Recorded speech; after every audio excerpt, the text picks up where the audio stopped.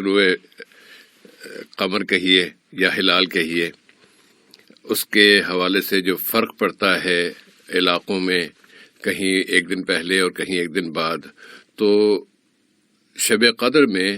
فرشتوں کی آمد کا اور اس کے پھر صبح کے وقت اس کا اختتام، اس کی ترتیب پوچھنا چاہتے ہیں محترم۔ جس سے یہاں پر سب سے پہلے ہم اللہ تعالیٰ کے اس ارشاد کو پیش کر سکتے ہیں جو سورہ آل عمران کے آخری رکوع کے اندر وارد ہے،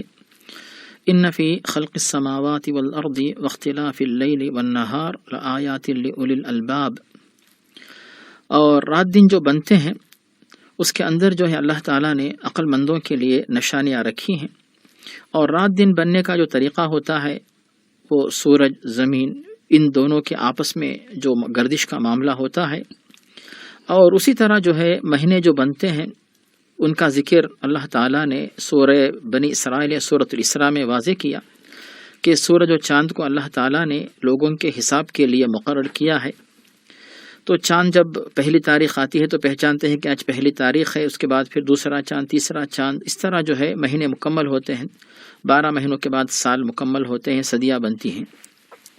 تو مطلب یہ ہوا کہ یہ جو چاند کی گردش ہے، زمین کی گردش ہے، جس کی وجہ سے جو ہے رات دنوں کا بننا جو ہے یہ سلسلہ جاری ہے۔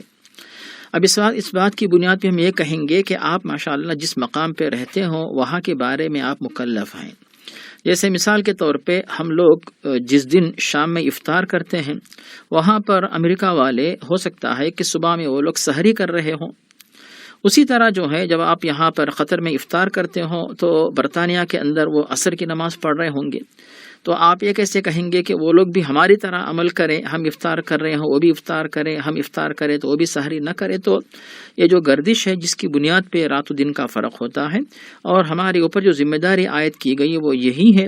کہ ہم جہاں پہ رہتے ہوں وہاں پہ رات شروع ہوتی ہے سورج غروب ہونے کے بعد، جیسے ہی سورج غروب ہوتا ہے، اور اس کے بعد جو ہے جیسے ہی فجر کی اذان ہوتی ہے تو گویا کہ رات ختم ہو گئی۔ تو جو شب قدر کی فضیلت ہمارے لیے بتائی گئی کہ جیسے ہی سورج غروب ہوا تب سے لے کر طلوع فجر یعنی فجر کی اذان تک، اس دوران جو ہے جتنا زیادہ ہو سکے آپ جو ہے نیک کام کریں اور اس کے ساتھ جو ہے لیلۃ القدر کی فضیلت حاصل کریں۔ ہم اسی حد تک کے مکلف ہیں، باقی جو دوسرے مقامات اور ممالک کے اندر جو فرق ہوتا ہے اس کی ذمہ داری ہم پہ عائد نہیں ہوتی۔